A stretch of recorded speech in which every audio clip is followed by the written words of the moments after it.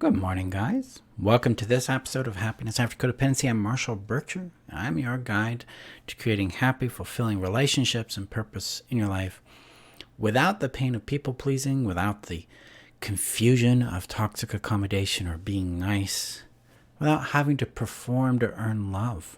Instead, you don't have to be perfect. You get to be you, and you get to experience being loved for who you are and enjoying and experiencing purpose that matters to you. So today we're going to talk about, gotta click a button here, we're going to talk about the opinions of others and what we need to do about them, what the appropriate approaches can be for that, as well as why we do it, what we think we're doing when that happens, when we consider somebody else's opinion of us, and what to do instead. So that's what we're going to be talking about today.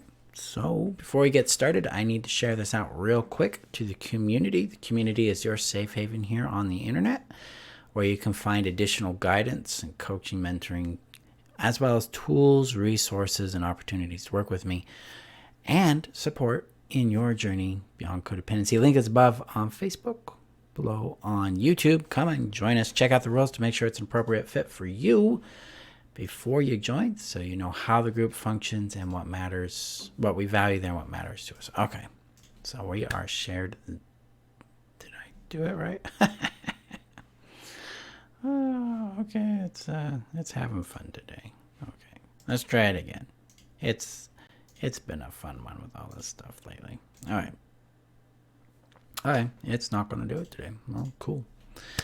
Let's just jump right in. So let's talk about opinions and what to do with them, why we have them, what's going on there. So a lot of times in codependency, let's see if you guys relate to this. Let me know in the comments below if this is you. Good morning, Crystal. The idea of someone has an opinion about you, and then suddenly you find yourself feeling a lot of shame, a lot of guilt, a lot of fear. You might experience an internal sense of collapse. Like, oh, they see me this way. You might find yourself absorbing it, taking it in. It's like, oh, this is who I am. This is my reality. This is how I'm supposed to be. You might find yourself trying to do the opposite of what they're claiming you are, in order to prove that you're not that thing. You might find yourself compelled to become more perfect, to try to please them, try to earn their approval by doing more or doing differently. Let me know if that resonates with you, because these are the common tactics we engage in, we employ when we encounter someone's opinion about us. And this is an incredibly important thing for us to dive into, to really grasp, because the world we live in is largely driven right now by the idea that other people's opinions define us in some specific way. Like, it matters. Their opinion of us matters.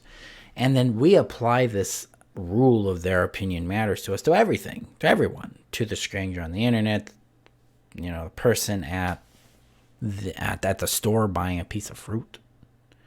And then we maximize that, and we minimize reality in this. We minimize what we think about ourselves, what we know is our own lived experience and truth.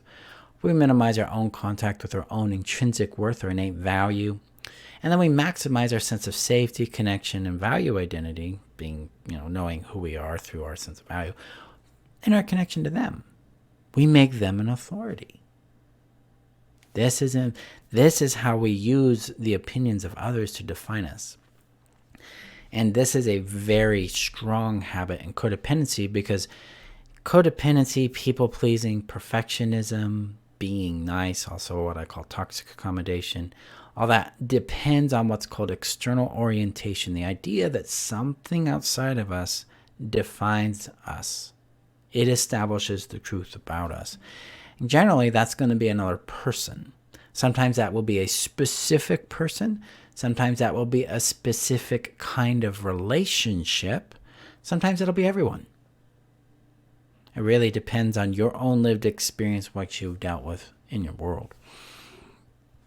And this is where we lose ourselves. This is where we end up getting lost in other people's yards, other people's opinions, other people's perspectives. This is where we absorb their shoulds and musts and have tos as our own voice. We don't really have a contact with our own wisdom, our own voice, our own guidance, our own brilliance. Instead, we're doing what they want. Now, we do this in order to try to fit in, to belong, to conform, to achieve approval, which we mistaken with love and acceptance and inclusion. And sometimes we do it just to relieve the discomfort of difference between me and another person, right? That's what I do. I've done a lot in my world in the people-pleasing arena. My codependency is, I need to be like them so I can comfort or soothe this discomfort I feel between the differences we have. So we do this in order to try to have a sense of connection, a sense of safety, and a sense of value and identity in relationship with this person, place, or thing.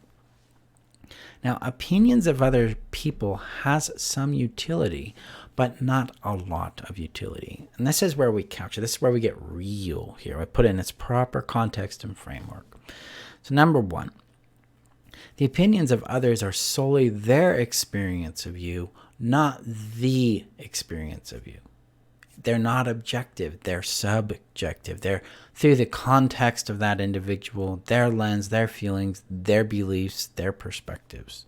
It has very little to do with you as a human being and has more to do with their internal lived experience and reality.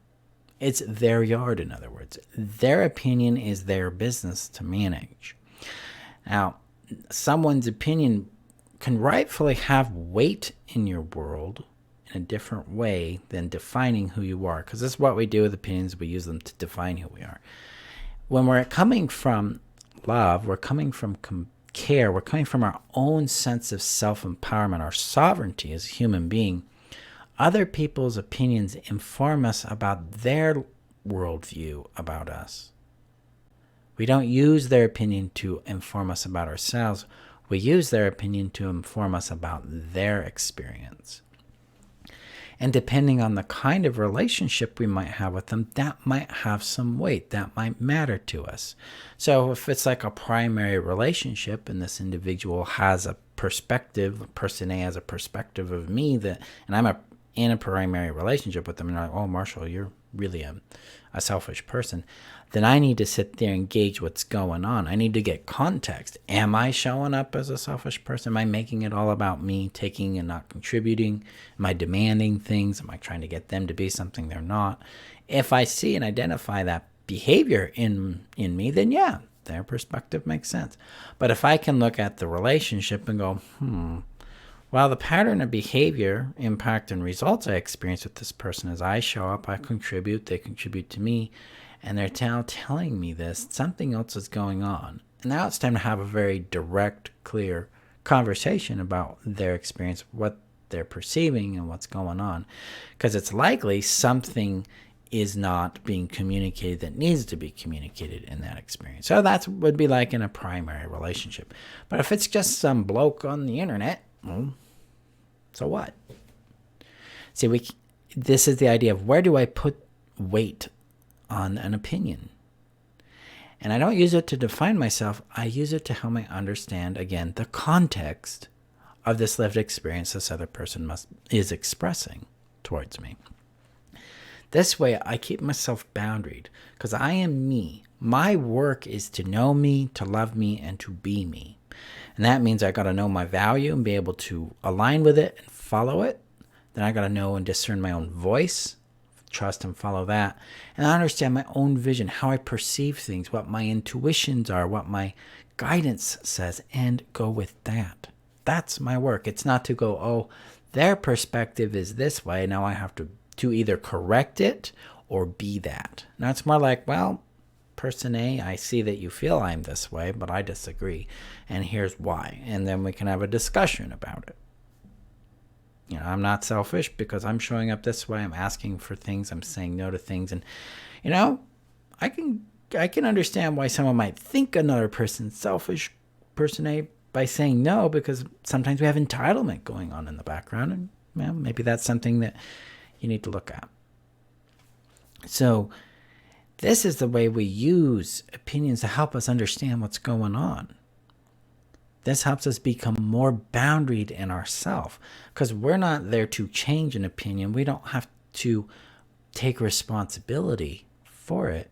Our job is to understand who we are and who this person's communicating and what this person's communicating to us about their perspective of us, and see what's going on and sense into what makes sense for us there. This allows us to remain autonomous. It allows us to remain focused. It allows us to remain caring for ourselves. And that way we can have an honest, discernible experience about ourselves and others. Because we've got to check in this place. We're like, how am I showing up? Am I showing up that way? And I can evaluate myself based on the patterns of behavior, impacts, and results I'm creating. And I can evaluate their impact on me. So I can see a sober reality going on for me. Ultimately, other people's opinions are not authority. They're not authoritative in any function, especially about who you are. It only informs you about their experience. And this boundary allows you to stay in your sovereignty, stay in your value, and allow difference to exist, allow incompatibility to be acknowledged, and ultimately you to discern who best fits in your world, because that's your job. That's how we promote safety for ourselves. That's how we connect deeper with our own connection with ourselves and others, and it's how we honor that sense of value and identity of who we truly are. Those are those three necessities I talk about all the time: connection, our safety, connection, and value identity.